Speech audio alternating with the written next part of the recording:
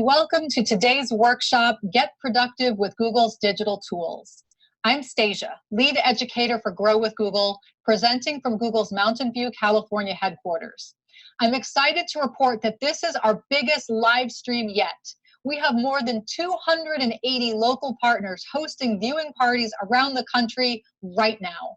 Thank you all so very much, partners, for helping us grow skills, careers, and businesses in local communities. For the people who are attending today's session, I hope that the next hour gives you a lot of ideas for incorporating Google's digital tools into your personal and professional projects. I wish I had time to say hello to everyone, but on behalf of the entire team, here are just a few shout outs. Hello to Mac Reed Boys and Girls Clubs of Central Florida. Hello to Mary Cronin with Cook Memorial Library in Tamworth, New Hampshire. And hi there to Kathy Pop with SCORE San Antonio. Hello to everybody out there. We're so glad that you're here today. After the presentation, we'll offer live support to answer questions about the tools I will introduce in the workshop. To submit a question, visit Twitter, type it in, and add the hashtag #GrowWithGoogle. If you need help, ask your event host to give you a hand. And don't worry about trying to keep up with the demos. You can rewatch any part of this workshop by visiting g.co/grow/digital skills livestream. Let's get started. Here's the agenda for today's workshop. I'll start by illustrating how virtually any project, personal and professional, can benefit by using digital tools. I'm going to introduce some of Google's productivity tools by telling a true story about a friend who recently used them to search for a job, apply for it, develop and deliver a presentation as part of the interview process, and finally organize a party for her friends when she landed the job. But you don't have to be a job seeker to benefit from today's presentation. My hope is that everyone listening, students, parents, volunteers, employees, business owners, basically anyone trying to accomplish tasks and maintain a schedule, will be able to incorporate some or all of these tools, no matter what the project may be. I will cover Google Search, Docs, Slides, Sheets, Calendar, and Gmail, and show you some demos too. I'm going to cover a lot of material, but again, if you want to pause or rewind the presentation, it will be available on YouTube after the session, so you can review it as much as you like. Let's get started. I'll admit it, I'm here to talk about using digital tools, but I still carry a paper notebook in my purse. I have a notebook on my desk, and I keep one in my nightstand drawer, just in case inspiration strikes in the middle of the night. Despite a career teaching people about the benefits of web-based software, there are still times when I prefer an old-fashioned pen and paper to jot down my ideas, lists, phone numbers, or whatever's on my mind. I grew up before the web, and if you didn't experience the world without email and the websites, imagine having to drive to the library and flip through the paper cards and giant wood cabinets to find a book. I love those cabinets so much. One of my best friends, a librarian, has several in her home now. Imagine typing school essays and college applications with a manual typewriter. Does anybody out there remember that sort of satisfying ding noise that the carriage return made when you pulled the lever? Imagine using whiteout. This all sounds so archaic, but it really wasn't that long ago. It's exciting to personally experience how digital tools are changing the world we live in. Even if you don't consider yourself particularly tech savvy, there are probably areas of your life where digital tools change how you do things. How many of you out there have sent or received an invitation via email in lieu of getting a card in the mail? How many of you have reserved a class or made a reservation at a restaurant via an app or a website rather than making a phone call? How many of you have visited a website to learn more about a product or read customer reviews rather than visiting a store or calling a salesperson or buying a magazine to help you make a purchase decision? I could come up with 100 other examples illustrating how digital tools have changed everyday life. I will probably always have a pen and paper handy, but in reality, most of my professional work is reliant on digital tools. Today's presentation will showcase a few Google tools, tools that I use every single day that can be used in lots of different ways. As an aside, my affinity for notebooks and real paper is probably rooted in my early career. I was an aspiring journalist, carrying a notebook to record quotes for my interviews. I mention this because most of my friends are professional journalists, and one friend, MB, recently benefited from the digital tools that I'm discussing today. MB is an experienced journalist, but just a few months ago, she decided that she was ready to try something new. And by leveraging digital tools, she successfully transitioned her skills and experience into a new digitally focused career. Are there any job seekers who are tuning in today? You may be able to directly relate to MB's story, but the tools can help anyone and everyone. Maybe you're an eighth grader or somebody helping an eighth grader creating a presentation or a book report for school. Are you a parent or a volunteer organizing an event or designing a brochure? Are you an employee developing a Gantt chart or submitting an expense report? Are you a small business owner drafting a consulting agreement, a project proposal, or a job offer letter? These are just a few examples of the things that you can do with Google's digital tools, and you can tap into some handy templates to help you get started. Whatever hat or multiple hats that you wear, I hope that today's presentation sparks some ideas for improving organization, efficiency, and productivity. I have about an hour today, but there's a lot more to learn that I won't have time to cover. So I want to mention a free resource called Applied Digital Skills. It's one of Google's initiatives focused on computer science education, designed for teachers and students of all ages, like you and me. You can use this free project-based video curriculum to continue learning after today's presentation. It's online at g.co/applied digital skills. As we discuss the various digital tools today, I will call out some specific applied digital skills lessons, suggestions to help you get started. Let's start with a digital tool that you probably already know how to use, Google Search. If you attended our March 2019 live stream, give your website a refresh. You may remember the detailed explanation of how Google Search works. If you missed that, you can rewatch that and all the other previous live streams by visiting g.co/grow/livestreams. I'll give you a quick recap now.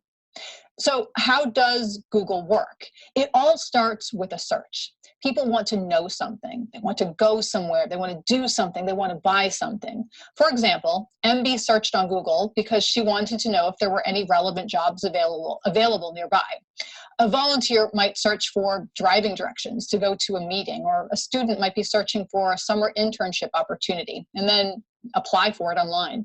A business owner might search for websites to do some competitive research or shop for office supplies. There are billions of Google searches like these happening every day.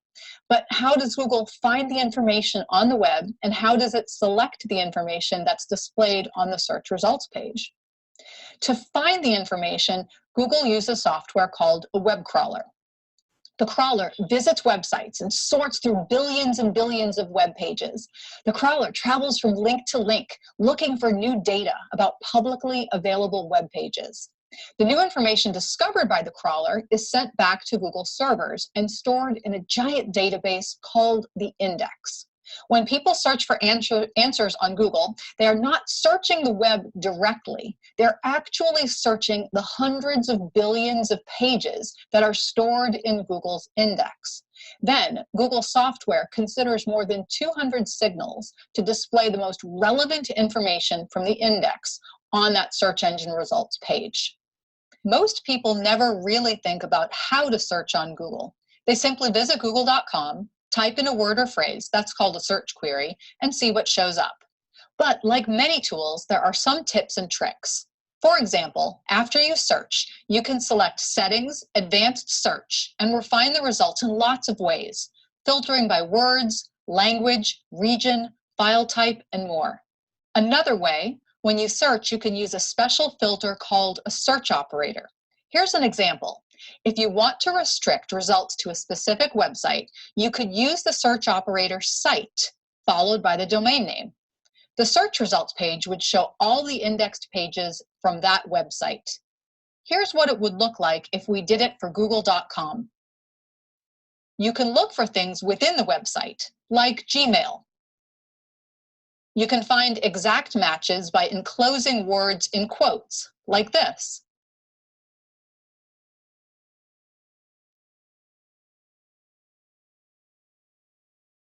And you could combine searches by including or, like this.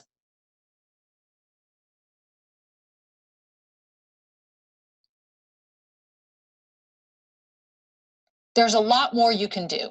Visit Google and search for refined web searches. Click on Google's Help Center article for more information. But let's circle back to our job seeker example. If you were like MB, ready for a new career or your first career, where would you start looking for job opportunities? Many people start with a Google search. And Google has a new feature that can help surface job postings. Let's take a look. Job postings on Google come directly from employers and career websites, whether they're on sites that are run by small businesses or job websites with thousands or millions of postings. As soon as these sites publish new jobs, they're added to Google. Job seekers benefit because it collects all those jobs in one place. Here's how to do it.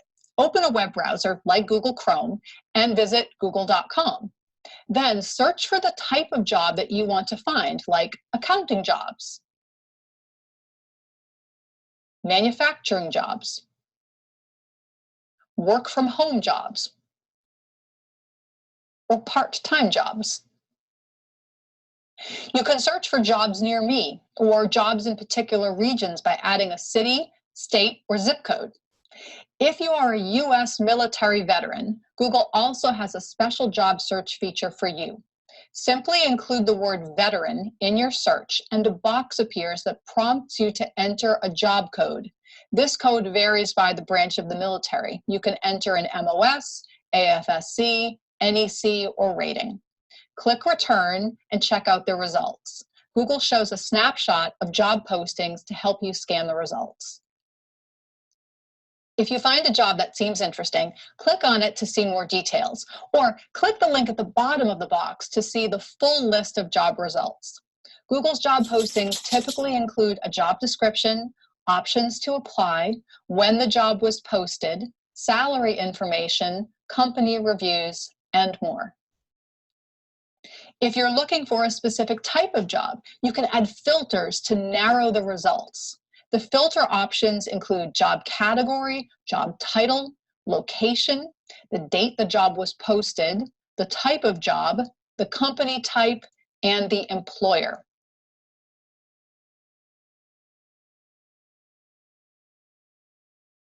You can save jobs by clicking Save at the top right. If you want to see all your saved job postings, look in the top navigation bar and click the tab labeled Saved. If your first search doesn't surface your dream job, you can create alerts and wait to see what shows up. Alerts let you know when a new job that matches your filters is published. For example, if MB was looking for a media communications and writing job in the healthcare industry within 30 miles of Nashville, Tennessee, she would apply these filters, create an alert, and then watch for notifications. To create an alert, look at the bottom left of the job search window. Click the button next to Get Alerts for this search to turn it on, and you can receive email notifications instantly, daily, or weekly. To see your saved alerts, look in the top navigation bar and click the tab labeled Alerts. From here, you can change the frequency of the notifications or delete them. Want to learn more? Google's Applied Digital Skills offers many job skills lessons, including Use Google to get a new job. In the lesson, you create and share a job guide with ideas for finding a job in your area. You create a job search plan to track tasks and progress. You search for open positions using Google's job search feature, and then you track the jobs you're applying for. Write a resume, practice interview techniques, and more. Check it out. It's at g.co/applieddigitalskills. I've been talking about Google's job search feature as a resource for job seekers, but it's also useful if you're looking for employees for your own business. Adding your own job postings to Google's job search results can help you find qualified candidates. If you post jobs with a third party, like LinkedIn, they may automatically appear in Google's results. So you should check with your provider to see if they're integrated with Google.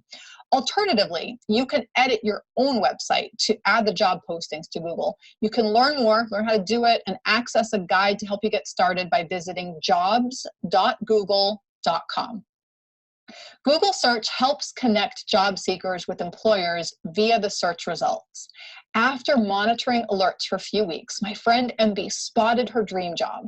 She was determined to do everything in her power to land an interview. So her next step was to create a resume. And that's where our next digital tool, Google Docs, comes in. But wait, before I go any further, let's talk about Google accounts. You need one in order to access Google Docs and the other digital tools I'm introducing today.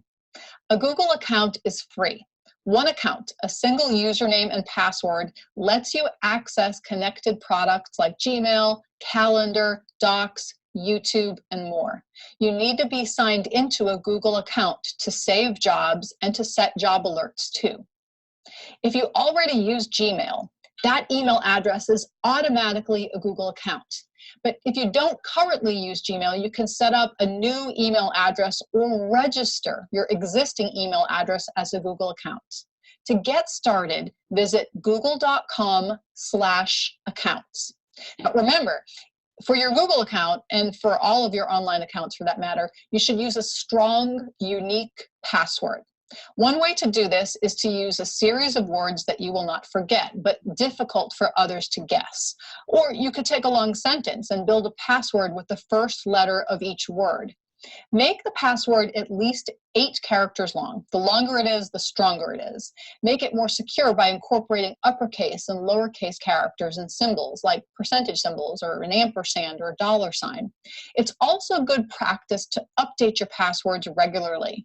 Don't share your password with anyone, and if you write it down, keep it in a safe, private place. If you're attending a viewing party today and you need help, ask your event host to give you a hand. And if you're watching from home, you can get detailed instructions from Google's Help Center. Just search for how to set up a Google account. Okay, let's assume you created or signed into your Google account. Now you can access Google Docs and other applications. Before I show you how to navigate the account, let's take a look at what's inside. If you look at the illustration on this slide, you see Google Docs, Sheets, Slides, Gmail, and other digital tools grouped under an icon labeled Google Drive. Drive is where you keep all your stuff. It allows you to store, access, and share files like documents, slideshows, forms, and photos all in one place. But instead of being stored on a computer, the files are stored in the cloud, a safe place on the internet. When you save something on your Google Drive, you can easily access it from any computer, smartphone, or tablet with internet access. Files stored on Google Drive won't get lost, even if your computer crashes. And the files that you make with Google's digital tools are automatically saved and stored. In other words, you don't have to remember to click Save. Why am I explaining Drive right now before I get to Docs? Because the docs that you create are saved here, and this is where you can get back to them later. Another important thing to point out here is that all of these tools are web-based. That means that there's no software that you need to buy or install on your computer. As long as you can access the internet and a web browser like Google Chrome, you can use these tools. If you want to learn more about using Drive, check out the Applied Digital Skills lesson titled Organize Files in Drive. It explains how to store, access, and share your files. Okay, now that you've signed into Google and you know where your files live in Google Drive, let's make a file with Google Docs. Docs is a word processing application. You can create a document from scratch or choose one of the many free templates, including resumes, letters, proposals, newsletters, reports, recipes, brochures, and more. The templates can be fully customized depending on how you want them to look and what you want them to say. MB found her dream job using Google search, and now her next step is to apply. And to do that, she needs to create a resume and a cover letter. Let's see how to do it. Accessing Google Docs depends on where you're starting. You can enter the URL docs.google.com to get to the Google Docs home screen. Or if you're signed in and you see your Gmail inbox, look at the top right corner. Look for an icon with 9 gray dots. I always think of it as a Rubik's Cube when I see it. Clicking this icon will reveal a menu of the connected digital tools. And now you're looking for an icon labeled Docs to take you directly to the Docs home screen. You can do this from other places in Google too, including a search page. All you're doing is looking for that dotted icon. Now, if you're starting in your Google Drive, you can do the same, or you can just click the button labeled New at the top left corner. This is what you're seeing on the animated slide. This opens a menu of options, including Google Docs. So hover your cursor over Google Docs and then move it to the right over the arrow symbol. Now, another menu opens. You can click on Blank Document or From a Template. If you select From a Template, you are brought to the Template Gallery. They're sorted and grouped there by category, but you can choose any of these free templates. Look for the layout that best fits your needs and know that you can change anything and everything about it. It's just a place to start. Let's look at some things that you can do with Google Docs. I'm going to be demonstrating the creation of a resume, but these actions can be applied to any and every type of document. I will start with the basics. You can do all of these things in Google Sheets and Google Slides too. First, let's give your document a name. When you create a new doc, blank or from a template, the default name is Untitled Document. To give it a new name, simply click on the default name at the top left corner, and you can change the text. That's called inline editing. Alternatively, you can click File, Rename, and type in the new name. Make the name descriptive. This will make it easier for you to find it later as you add more files to your Google Drive. Next, let's add some text. If you want to edit the placeholder text in the template, simply click on it and start typing. Or you can copy and paste over it. You can edit as much as you like, simply clicking on the places on the page that you want to change. If there are sections that you don't want, you can just delete them. You can change how the text looks. Highlight the text that you want to change. Then change the formatting with the Edit menu. You can experiment with options like changing the font style or the font size, the highlight color, alignment, line spacing. If you click Format from the top menu, you'll see more options, including additional text styles. Let's add an image. This template did not include a placeholder for an image, but that's okay. You can add as many as you like. Click in the general area where you want to place your image. You can move it later. Then, click the image icon from the top menu. It looks like 2 mountain peaks. Or click Insert Image. You can upload an image from your computer, select one from your drive, your photos, or the web, or you can insert a URL or access the camera if you have one on your device.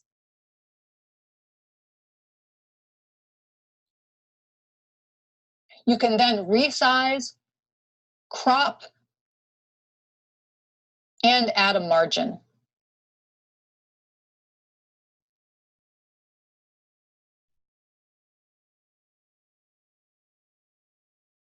Adjust the color, the transparency, the brightness, and contrast.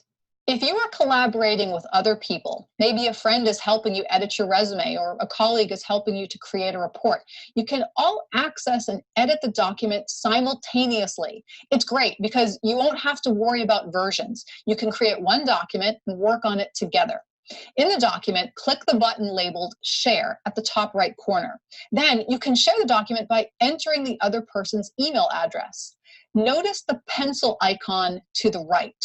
That means that you are giving that person the ability to edit the document. If you click the down arrow, you can change that access level to Can Comment or Can View. You can change these settings later. You just click Share again, choose Advanced at the bottom, and then you can make adjustments to who has access to the document.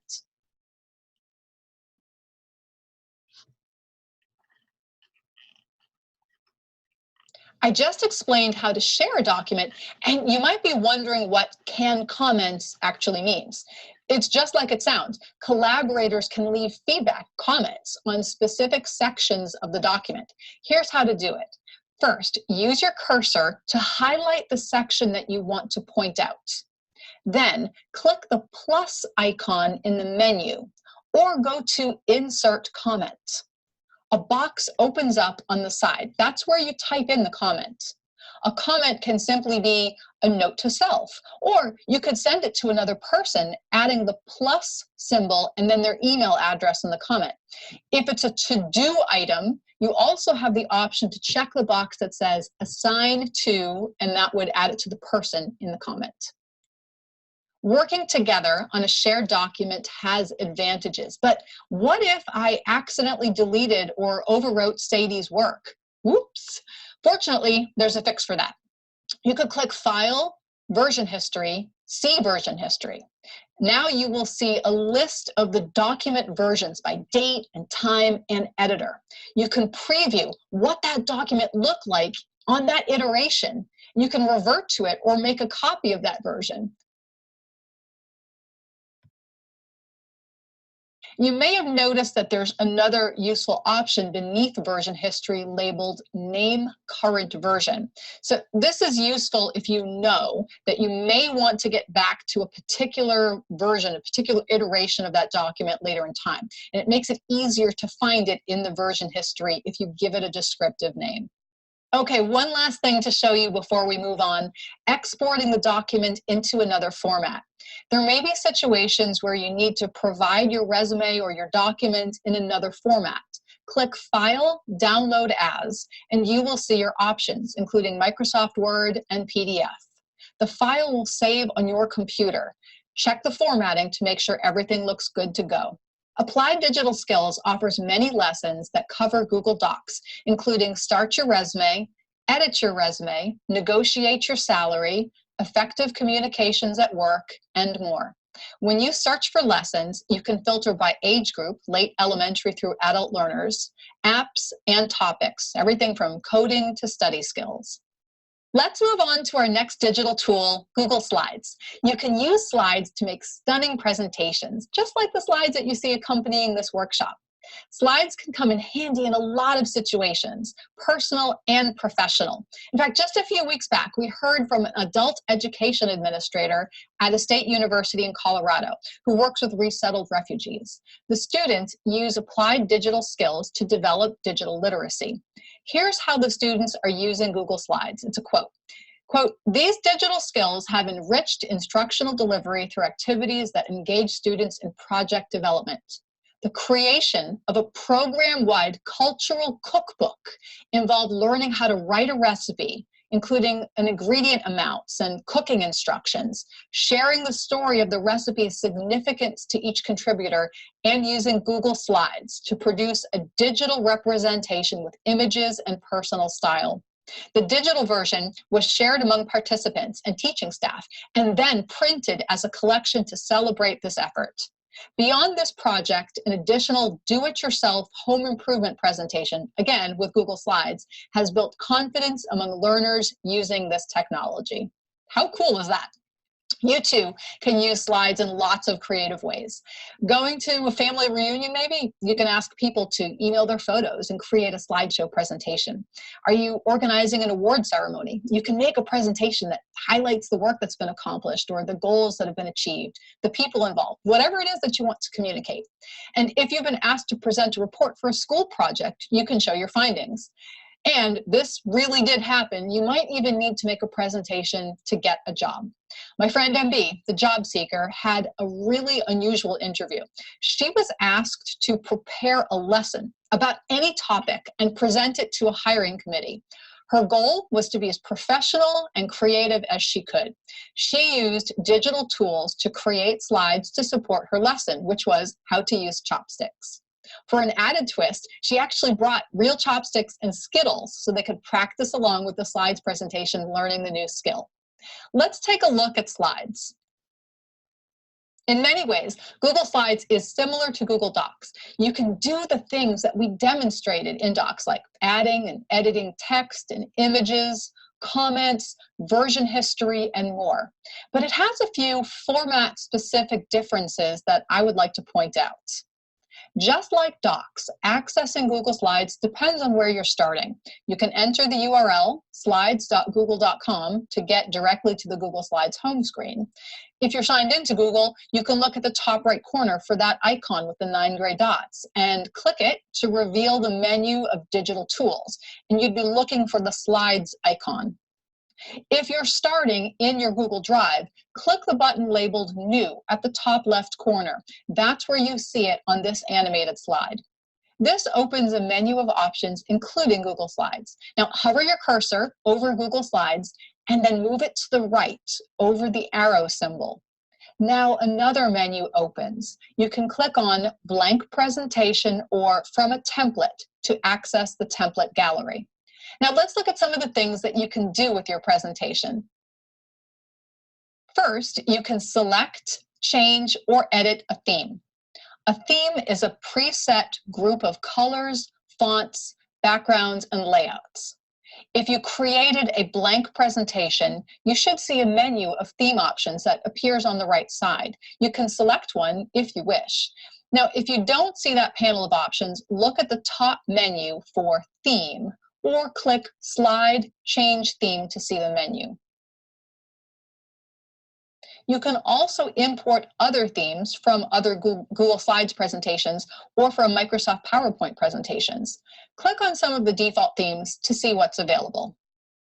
Now, if you wanted to make edits to the theme, you could edit the master slides. Click Slide, Edit Master, and you will see the templates applied to the different slides. For example, if you wanted to change a font across the entire presentation, edit the master slide and then apply it to the whole presentation. Next up, change a transition. A transition creates a visual effect when you advance to the next slide. To create one, click Insert Animation.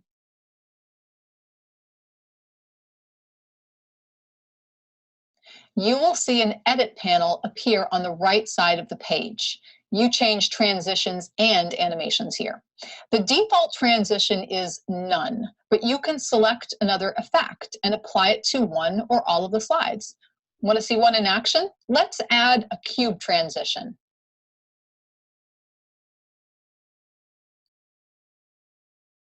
Okay, now you have a presentation with a theme you like. You've made edits to the master slide to update the template to look exactly like you want. And you have a transition. Let's look at the next tip, adding an animation. Animations make things move within your slide. For example, I can make the next line of text, add an animation, appear. Here's how to do it. Click Insert Animation to see the edit panel on the right. Click the object that you want to animate on the slide, and then click plus Add Animation. And now I can make that screenshot fade out or fade back in. You can also add a video into your slides presentation.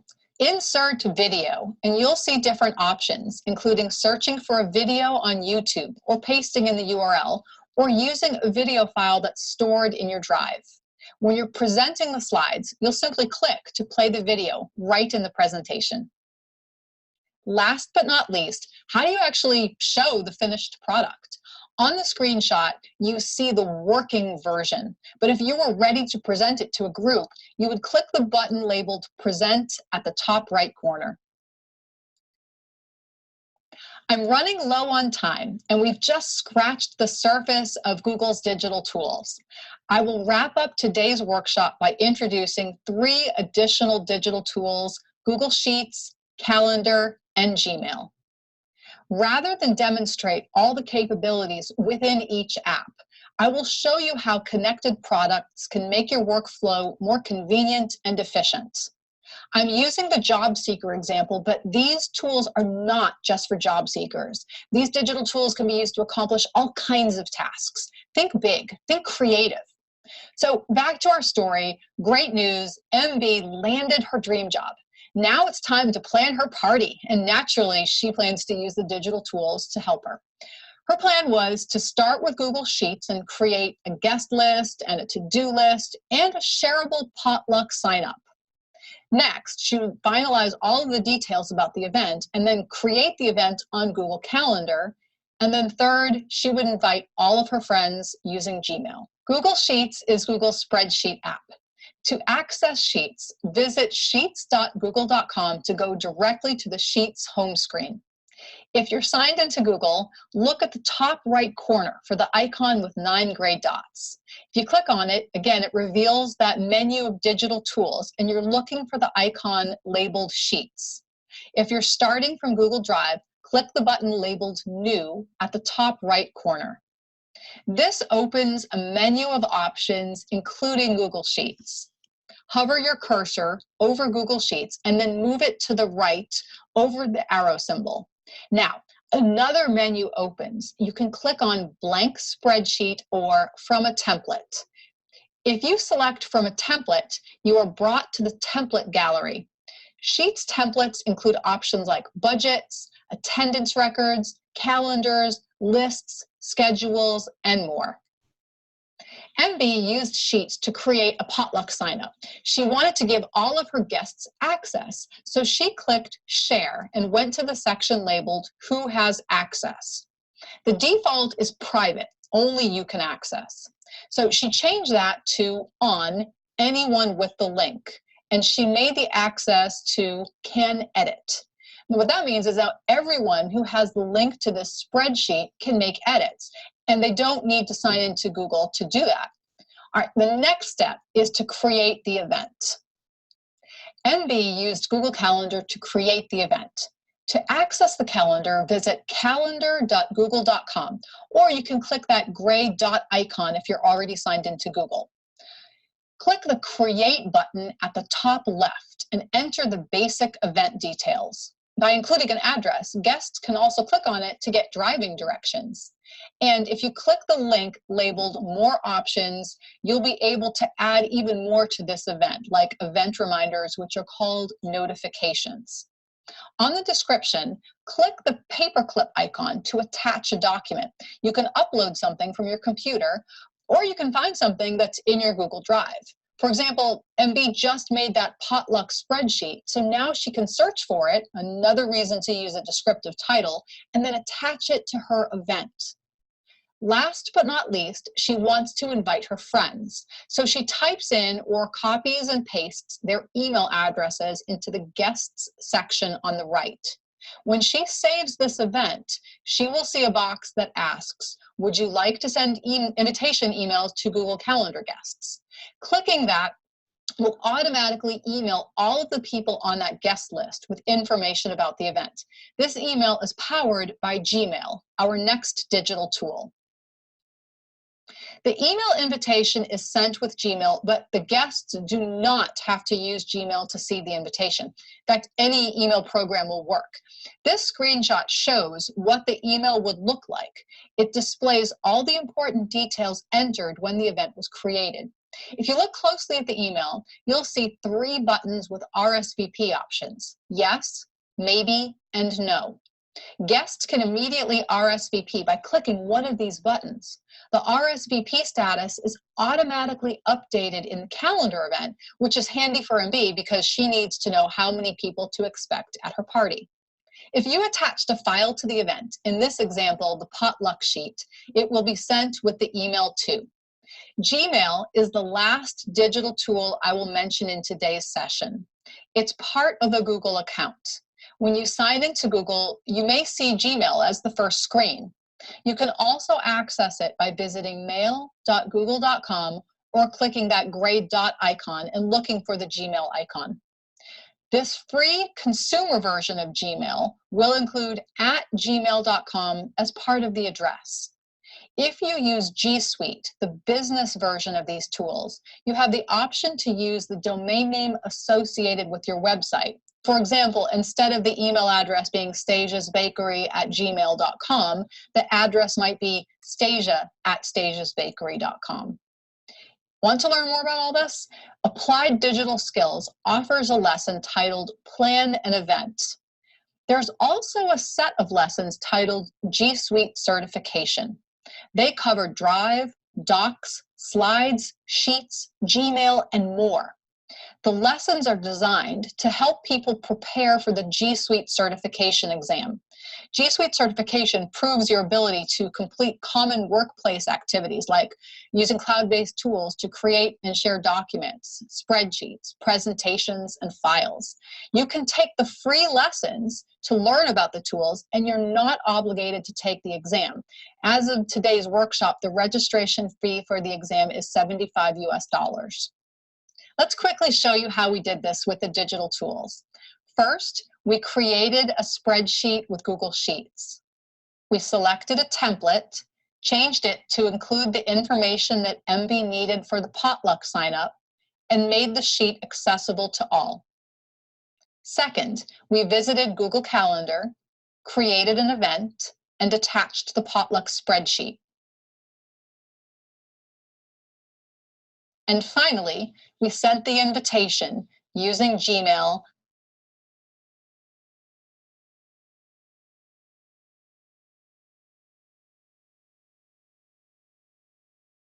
When guests opened the email invitation, they could RSVP, and that would automatically update in Calendar. Okay, let's recap. Things are shifting to digital rapidly all around us.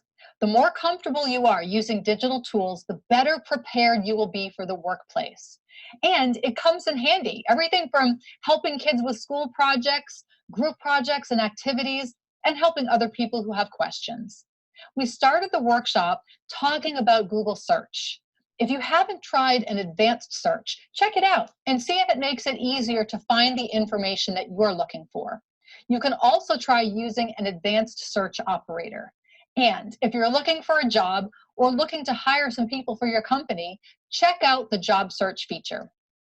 Next, try Google Docs to see how polished your communications can look. The template gallery is a great place to start for creating a professional document. Slides, Google's presentation tool, can help you present ideas in a slick format. And last but not least, Sheets, Calendar, and Gmail helped us plan, organize, and share an event. We hope that this section demonstrated the efficiencies that you can experience once you start using the tools all together. There's so much more to learn about all of these products. You can access the highlighted applied digital skills lessons, plus many more, by visiting g.co/applied-digital-skills. On behalf of the entire Grow with Google team, thank you so much for tuning into today's workshop.